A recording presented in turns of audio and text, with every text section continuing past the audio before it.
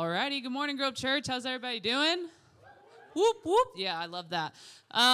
We're actually starting a new series this morning, but before we do that, we're going to worship. But before we even do that, yep, Kanye's dancing in the rows. I love it, everybody. Let's go ahead and turn around, even if they're a couple rows back from you. Tell someone hi, you're super pumped they're here, and then we'll start some worship.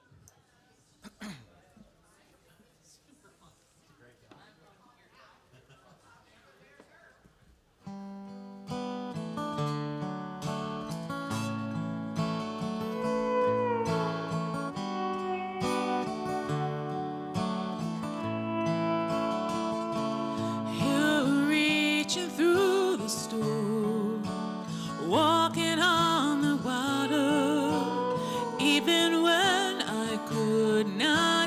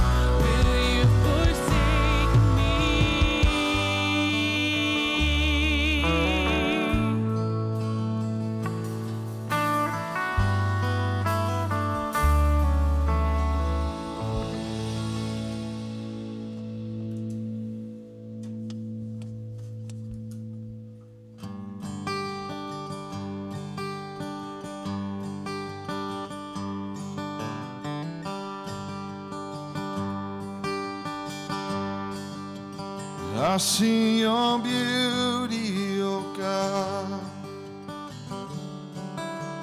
I know your word. Mercy rise with the dawn. Shine on the earth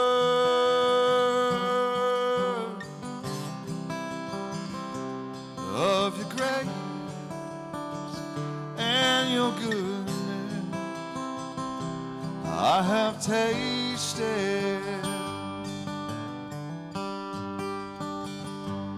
that the love of the Father is never wasted. I know who you are, the healer of my heart, but I'm forever grateful. You are always faithful, over and over. Promise is true, oh God. Jesus, I believe.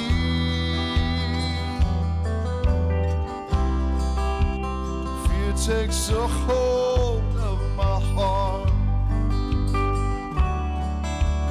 Help my unbelief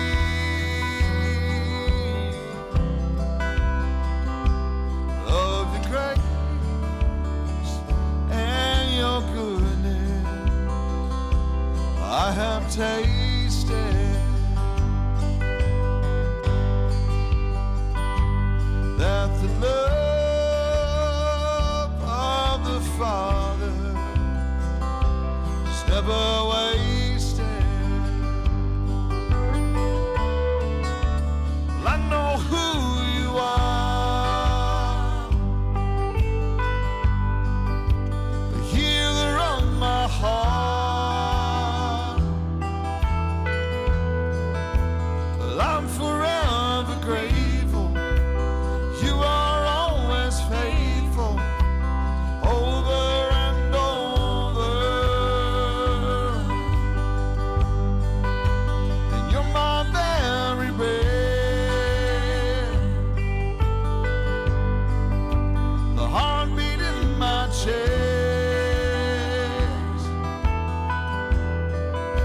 And you're the God who raises. I will sing your praises over and over.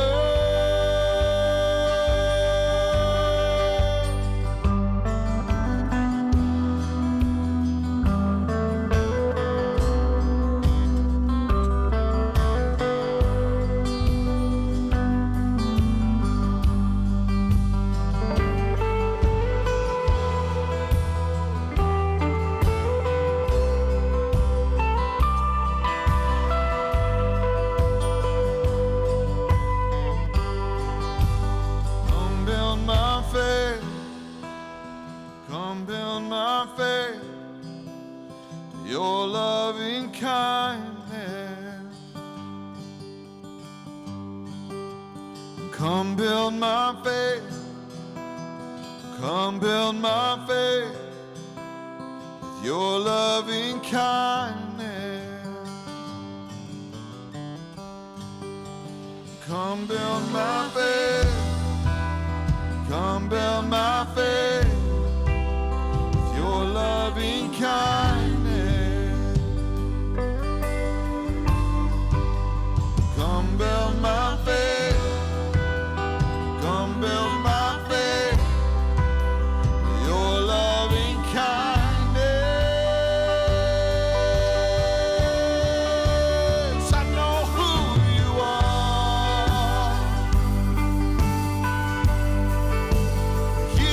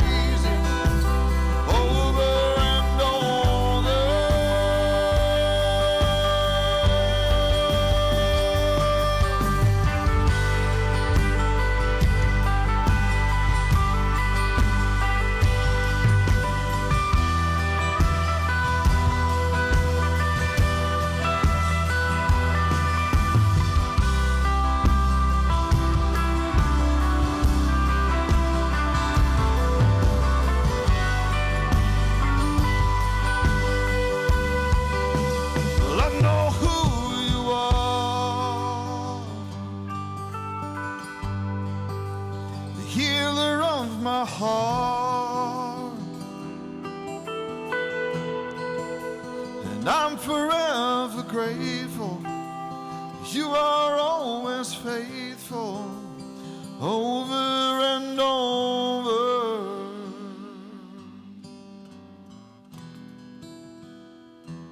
God, you are faithful, you are good,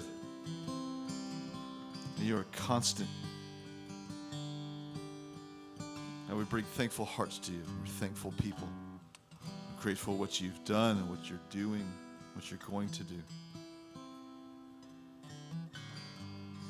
We thank you that you are here. Thank you that you see us and hear us. Pray these things in Jesus' name. Amen. You guys can grab a seat.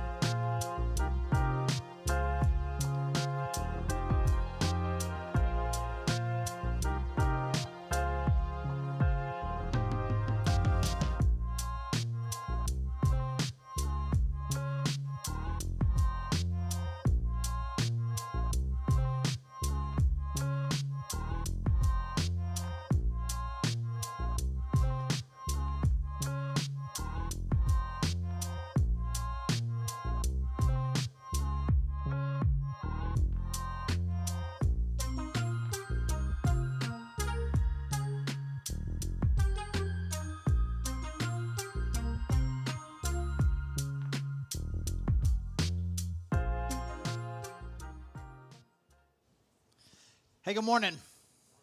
Hey, if you are new, I'm Charlie Lofton, the lead pastor here, and really glad you are worshiping with us. If you're here online or in person, either way, really glad that you are here with us today.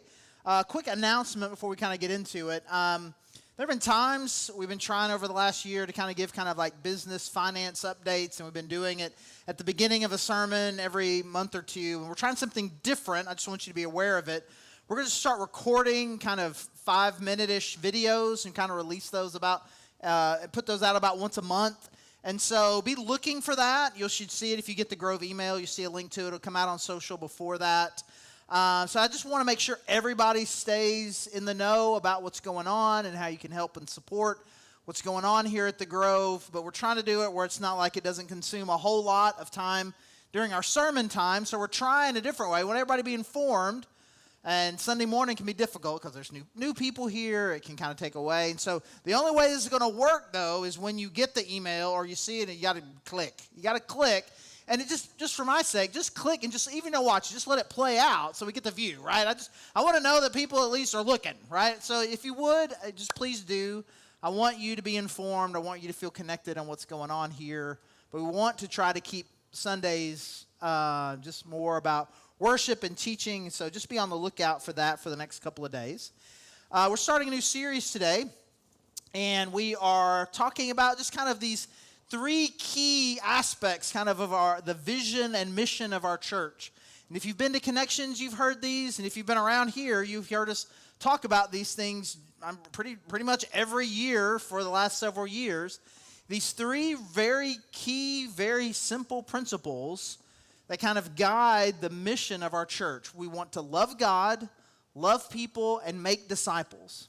This is what God has called us to.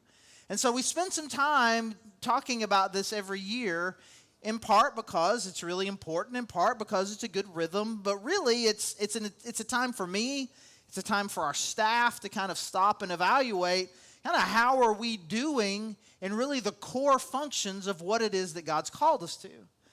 And so over the course of these 3 weeks, you'll hear us mention some things. Feel like maybe we're doing well, some things that we can improve on as a church. And so at the same time, kind of as we're doing this, I would encourage you to be doing the same thing personally. Because as you're trying to figure out kind of, how's my life going? How's my spiritual life going? Am I being and doing who God's called me to be? Kind of evaluate, because even though we're saying these are kind of the 3 core principles of our church, but really they're just kind of three foundational principles of what the Christian life is: loving God, loving people, making disciples. So we're going to be talking about it as a church, but I'm hoping that also individually you can be thinking about, hey, is my life headed the right direction? Because I don't know about you, but for me, the idea of orientation, being oriented, is really important to me.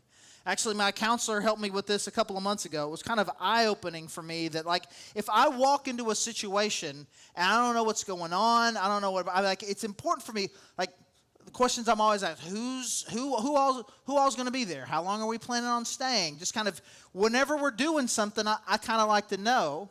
And so not only is it important for me, but then I like to help other people. And I'll tell you this kind of a silly example. I'm the guy who, in our family, if there's going to be a kind of a potentially complicated movie, I'll go see it first. I'm the screener, and it could come out of it as like, hey, I don't think you'll enjoy that, or I think you will, but I need to tell you something first. How many of you seen the Oppenheimer?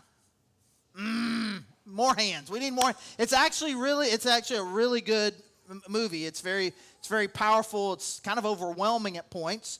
Somebody asked me the other day, is it stressful? Is it stressful? I'm like, I mean, I can tell they're stressed. I know what's going to happen. I mean, they're uncertain. Is the test going to work? I don't know. I think I know. It's intense, but I don't know that I was particularly stressed. But here's the thing that I said to the fam. It's important that you understand that there are three storylines at different times that are going on simultaneously. There's the main storyline, which is the development of the atomic bomb, which is not a spoiler, right?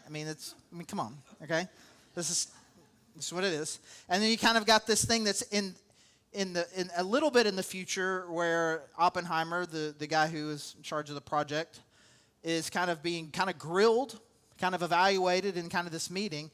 And then even further in the future is centered around Robert Downey's character being converted. He's going to be confirmed, right? And here's the confusing part. This part, the part that is most in the future, is the black and white part. So don't get confused by that. So these are this kind of information that I give out. Normally my middle daughter, Lauren, she would come with me. She's usually part of the scout team, but she lives in Kansas City now, which is a little heartbreaking to me.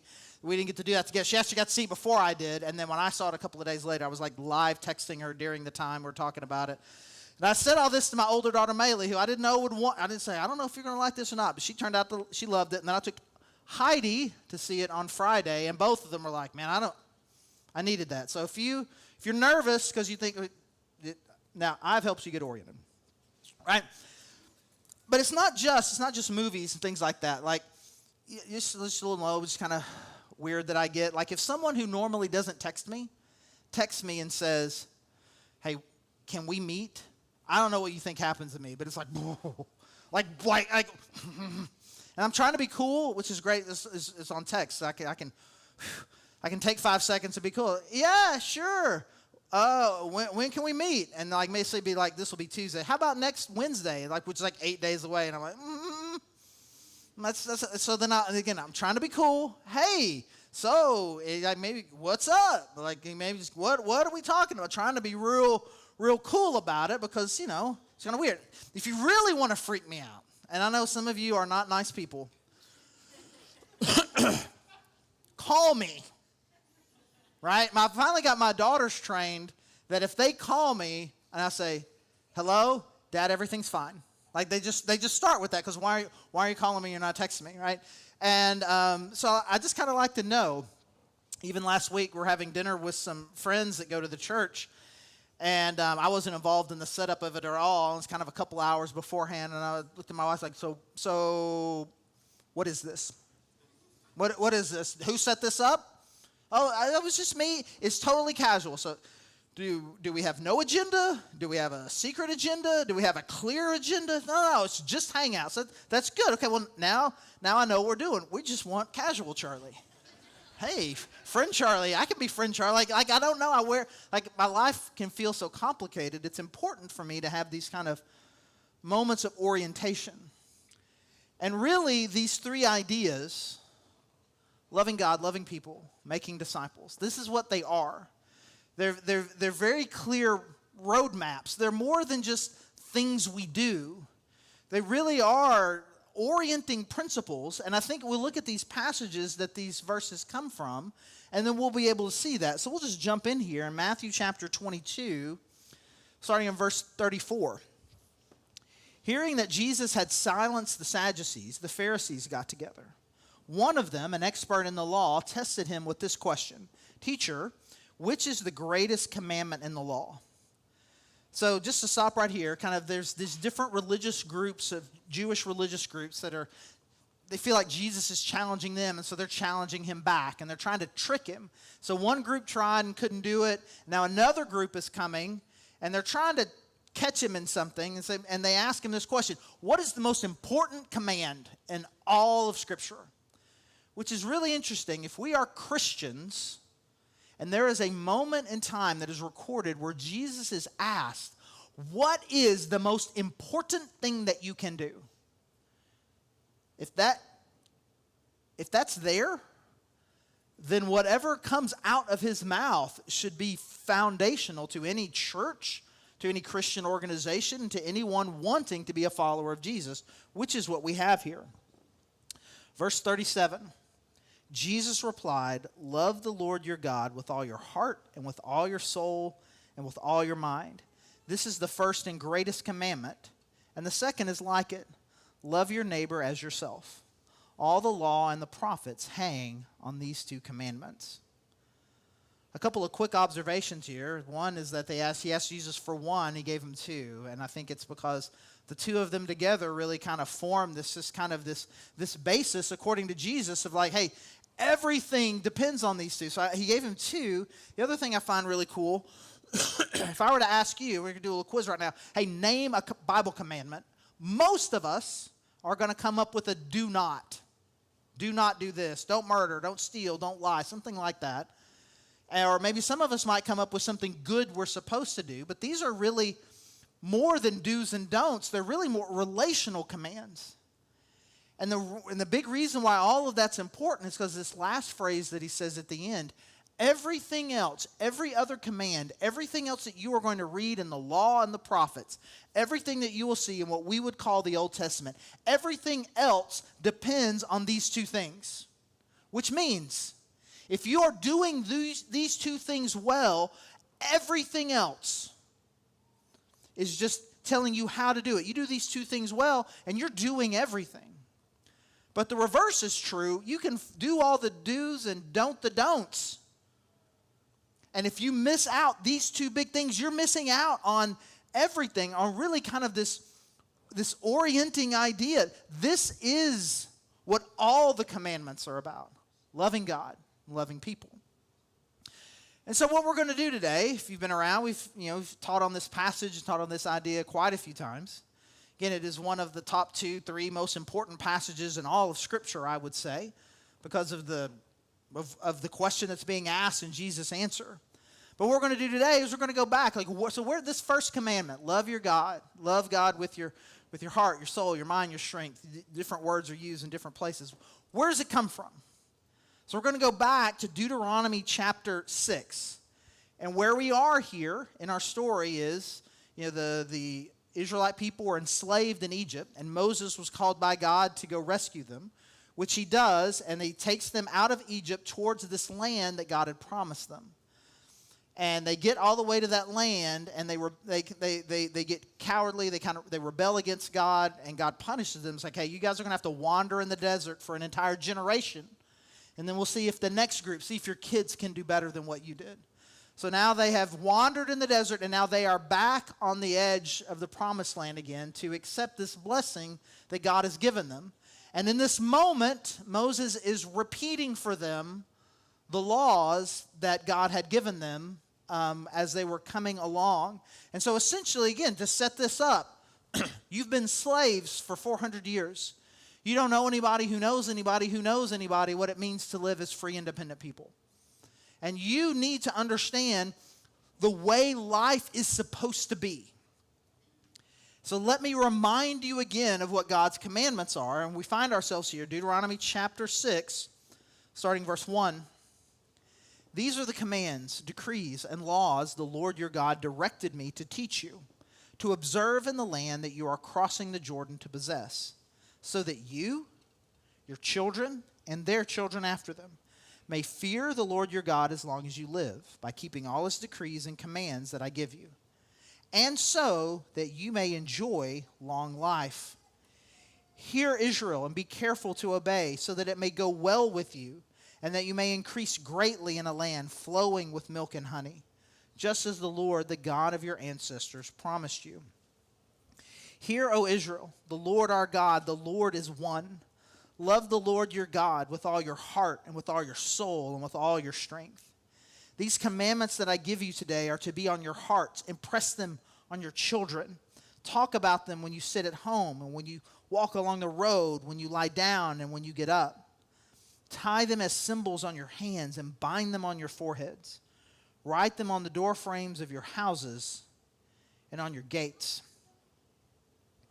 So as Moses is talking to the people here, you can tell he's doing more here than just telling them what to do and not to do. It's like, you are about to go into this land and you want to prosper. You want to do well. You want to live a long, good life. And you want that for your kids, and you want that for your kids' kids. You want to do well. You want to prosper. All of this different phrasing. This is why I am saying all of this to you, and it begins here. Give your heart, your soul, your strength fully to God. Love God well, and it will go well with you. This is probably the most orienting of all of the verses, and that's kind of how I want us to think about it. That loving God is not just some simple command. Loving God is meant to be the orienting principle of your life.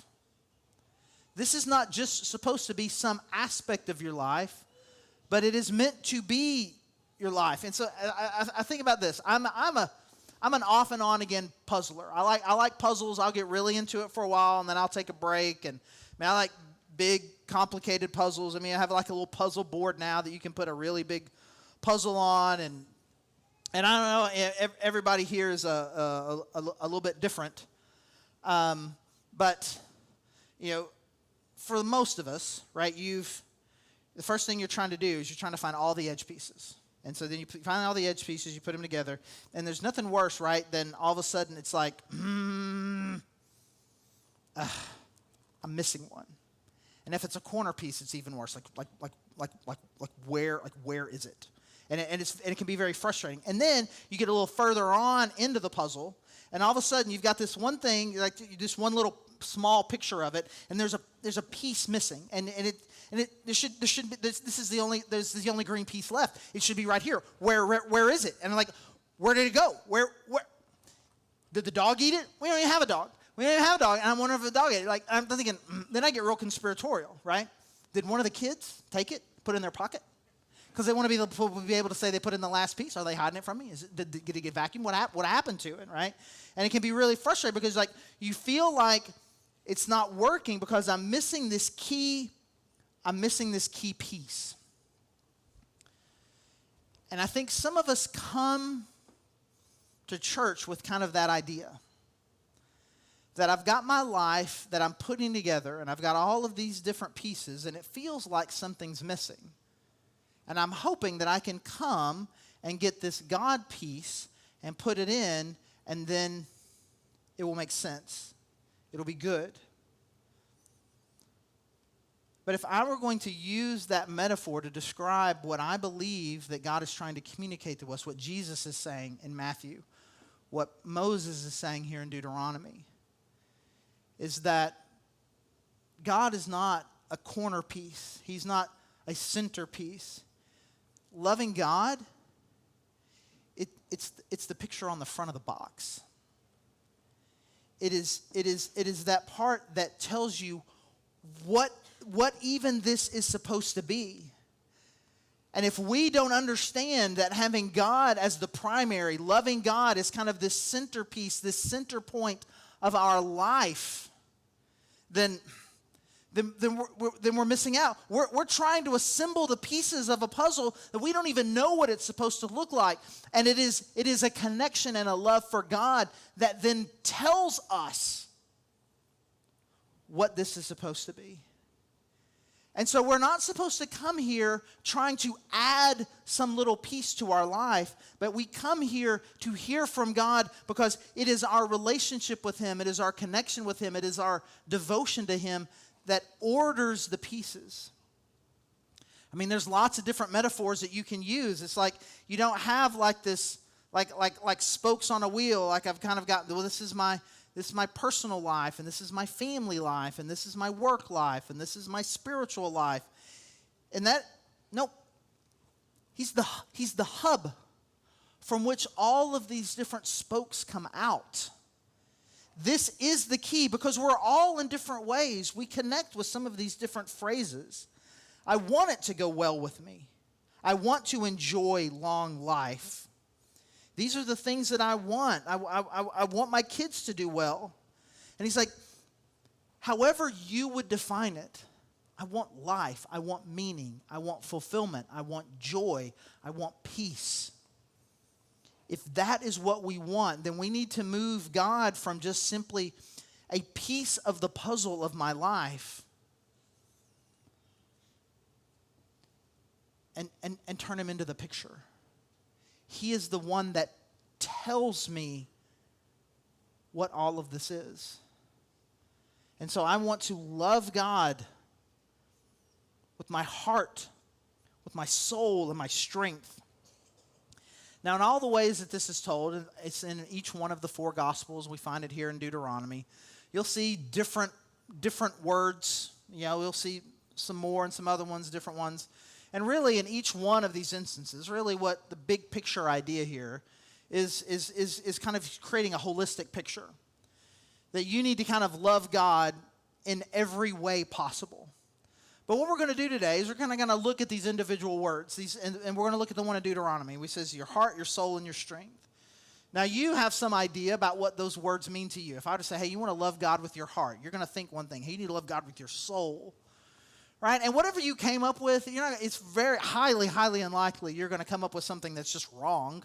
I want to love God this way, and it probably will be a very good way. But what we're going to do is like when the people who heard this the very first time, as Moses is saying this to them, what did those words mean to them? What specifically was Moses telling them? Hey, this is the way. If you want to have order in your life, this is the way that I want you. This is the way that you need to love God. And the first one, it says with your heart. Now, it's very obvious. Like, I know exactly what you're thinking. You want to love God with your heart. You're thinking like some sort of emotional passion, which, again, is fine. It's not wrong to love God that way. But that's not what they would have heard. When they hear this word heart, what they would have thought of is more just kind of, again, it really is kind of an orienting thing. How do I make sense of life? Heart is kind of the source of where wisdom comes. Like who am I? What am I supposed to be? What am I supposed to be about? If I'm supposed to be a dad, what does it mean to be a dad? If I'm supposed to be a husband, what does it mean for me to be a husband? Like, where does the thing that's like connects all the dots in life, that connects my brain in the way that we would talk about it, right? Helps me make sense of the way that the world is supposed to be.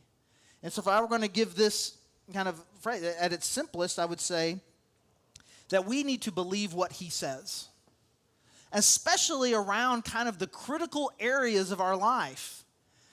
Like, how do I live with wisdom? How do I look at a chaotic world and say, well, this is what I'm supposed to be about? I want to be a good parent. I want to be a good mom. I want to be a good dad. I want to be a good brother. I want to be a good sister. I want to be a good husband, a good wife. I want to be a good friend. How do I make sense of relationships? How are relationships supposed to work? Well, God speaks into that. This is the way relationships are supposed to work. And I choose to believe that. Around money, What am I supposed to do? It seems like it's a big stumbling block. It causes a lot of anxiety. I see people struggling with it. How am I supposed to make sense of money? What role is it supposed to play in my life? What is the proper use and care for it? Well, God has some things to say about it. This is what money is supposed to be. This is money's proper place. And these are the principles by which you need to use your money. And I see that and I believe it. So my relationships, my money, my own view of sex and sexuality. Who am I supposed to be? What is the appropriate thoughts and actions that I'm supposed to have around this part of who I am? Well, God has some things to say about it. And I choose to believe those things and allow these things to be orienting principles for me, especially around the most complicated pieces of my life. That God is not just simply an advice giver. If I'm trying to make sense of life, I go to the one who is the architect of life, and he tells me. He tells me. But some of us like to argue back with him, as if he's like, "Hey, God, how should life work?" Well, you should do this. Like, I don't know about that. I don't know if you've ever seen this. There's actually some really funny, some memes and things I've seen out there. The Twitter account of the card game Uno, like the official account, of the people who make the game. They'll come out there every now and then and remind some of us of what the rules are. And it gets actually pretty heated. Where again, it's not just some random account. This is the account of the people who produce and make this game, who wrote the rule book. They'll come out and say, you can't play a draw two on another draw two. And people will be like, nuh-uh. No, you don't even know what you're talking about. Like, what do you mean you know what you're talking about? It is like literally Uno. You can't put a draw four on another draw four. No, that's not how we play. Well, okay, that's not how you play, but that's... I'm telling you what the actual rules to the game are. And it's funny to watch people argue with the creator of the game about what the rules to the game, in fact, truly are. And some of us are a lot like that. Cranky, arrogant people on social media arguing with the creator. I guess I could say the game of life, but that's actually the name of the game. The creator of life about what the rules should be, rather than being someone, I'm going to humbly submit myself to the creator and architect of the game. The creator and architect of life. But it's more than that. It's more than just simply that. Like, I want to love God with my heart, but also with my soul. And I say soul, and most of us are going to immediately go to kind of this eternal, the eternal part of us, that which will live forever. And again, the English word soul certainly has a lot of that connotation to it. But if we were to take the spiritual realm out of it, and I say your soul, right? Okay, now you're starting to think more about music or passionate music of some sort. Now we're getting a little bit closer. Because the idea of soul, what they would have heard is that part of you that is built to really emotionally and relationally connect. When you have a great friend, it's your soul. Your soul is connecting with their soul. When your marriage is going well, it is your soul that is connecting with your soul. And what we have here is God saying, I want you to love me with your soul. And so it's deeper and more than just believing what God says, is that he wants us to pursue intimacy with him. He is calling for a deeper relationship, something deeper and more than just simply he's God, he's Lord, he's King, he tells me what to do and I say yes. That is a part of it, but he's also calling us to not just simply a king relationship, a Lord relationship, but what we'll see a lot in the New Testament, a father relationship. And as someone who very recently really kind of has two full-fledged adult daughters, they both have jobs. They both live someplace else. One of them, our middle daughter Lauren, she lives in another state now. I have no commands to give them. There are no rules that I have that they have to live by. Our relationship is not that anymore. And what I crave from them is I want them to know me. And I want to be able to love them, and I want to have a deep personal relationship with them. Now, the incompleteness of that metaphor is we don't graduate, we don't age out of a system where we are no longer under the authority of the Lord and Creator of the universe. But there is a sense in which our relationship with God becomes more complete and, in fact, does become more mature, while I continue to allow myself to submit to what He says life is supposed to be. I also know that He wants me. He loves me, and I want to love Him as someone that I am pursuing a passionate friendship, father-child relationship with. So, with our heart, with our soul, and with our strength, and there's really nothing particularly complicated about this. Strength being in what you do, love God well. And so at its simplest, we'll say this: I believe what He says. I'm pursuing intimacy. And I'm also going to do what He says. But in addition to doing what He says,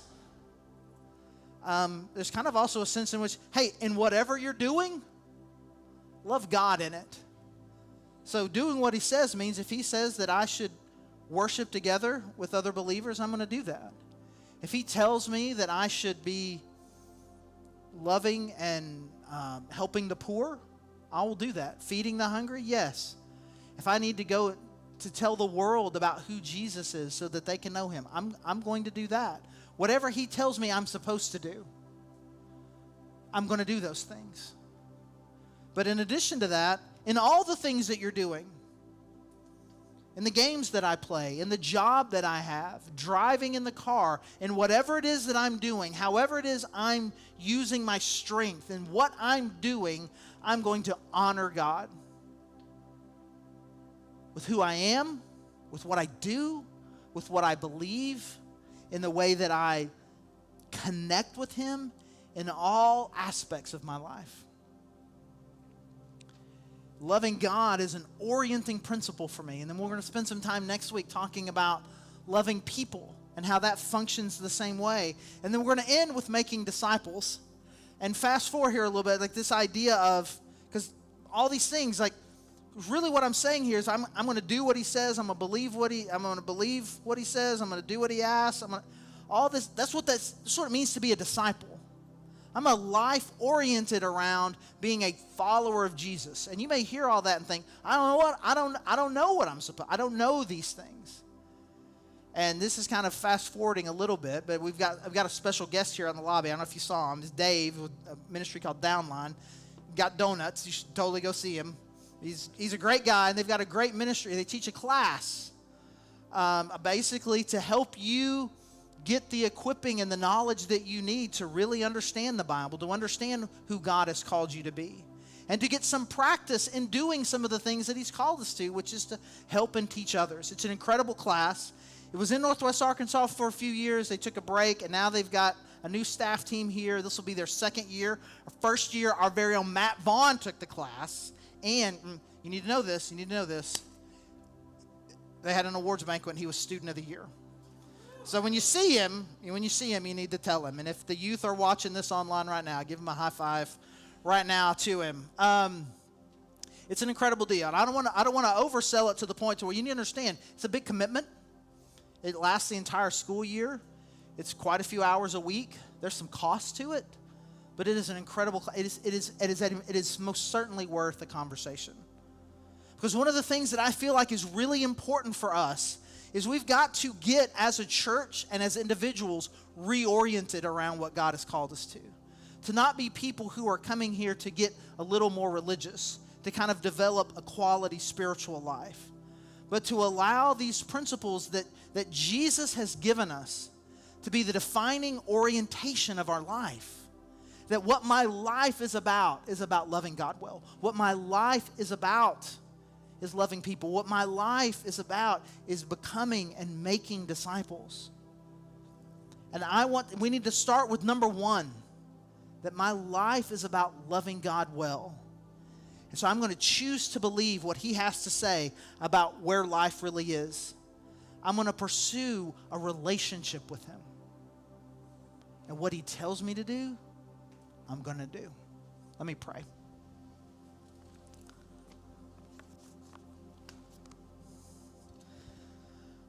God, I do pray. I pray that none of us here are coming here and we're just trying to be religious. Trying to get a little spiritual boost. And God, if that's why we're here, I'll take it back. I'm glad that's why we're here today. But God, I pray that we be striving for something more. Not to be religious, but to live capital L life with you. And God, I pray that you would just help us level up about what it is we're doing here and the role that you're calling us for you to have in our life. And so, God, I pray that we would love you fully. I would trust what you say and let you be the one that is laying out life for us. The God, that we would pursue you fully. And the God, that we would be about what you've called us to. And as always, so thankful for your Son, Jesus Christ, and the death and the sacrifice that he made for us. That is the only reason that this is possible. That we can be reconciled to you through the death and resurrection of your Son, Jesus Christ. And it's in his name that we pray. Amen.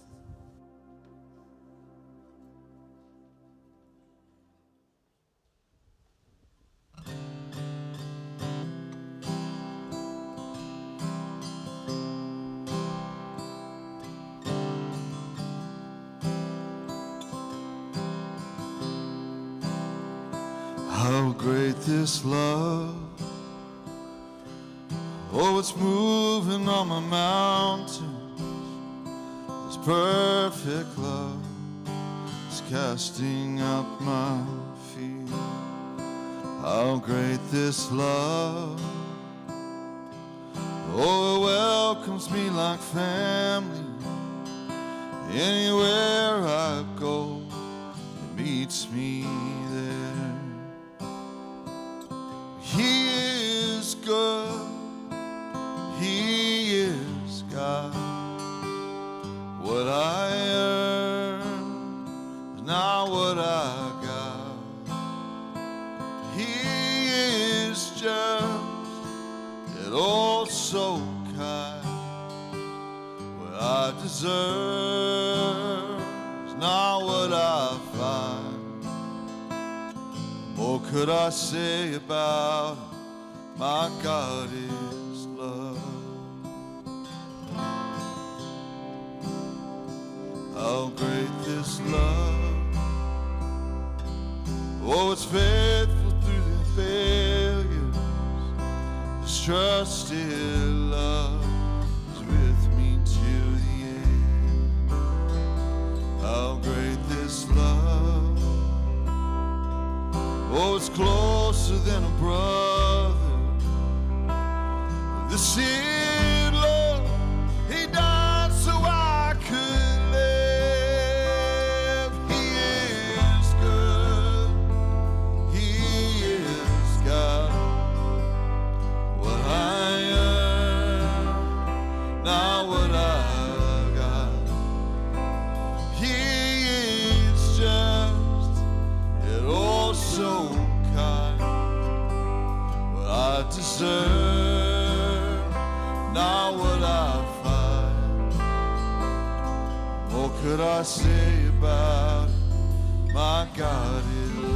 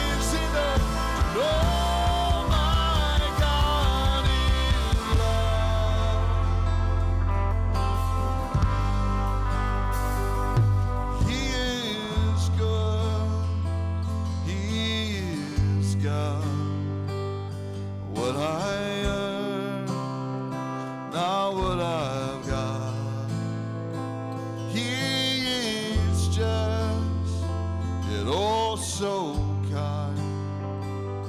I deserve not what I find.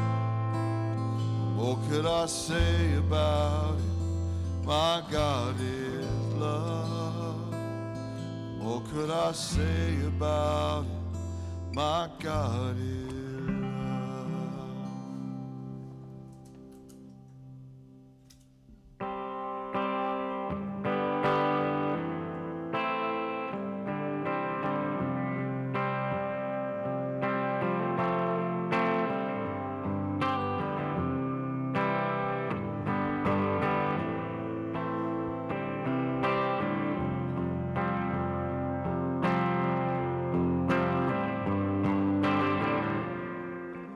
Where can we run? Where can we hide? He will not find us. Deepest of depths, highest of heights, your love it chases us. No matter where we've been, no matter what we've done, we can't escape your love.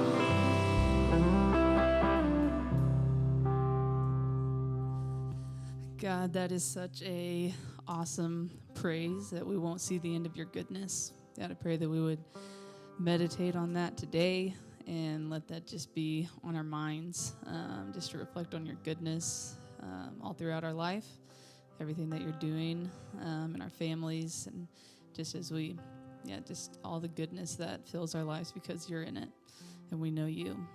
God, thank you for your word and that we got to learn more about you today as a church. Pray that we would take it into our day and into our week, that we really would let it take root, that we could grow closer to you this week. In your name I pray. Amen.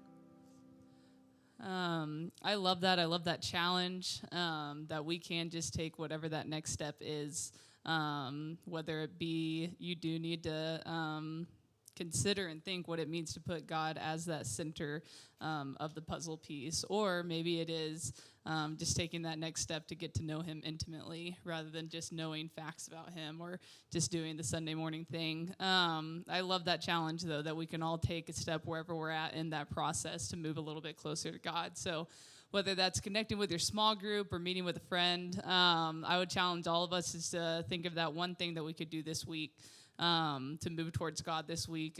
I think it is a really cool characteristic of our church that we're God first and we love God, and people can come into this church and just see that in our community, that we have a relationship with God, and that's what the center of our lives are. So just challenge you to take that challenge seriously that Charlie gave us of just doing that one thing that would lead you a little bit closer to God. We only have a couple of announcements. We have Connections on August 20th.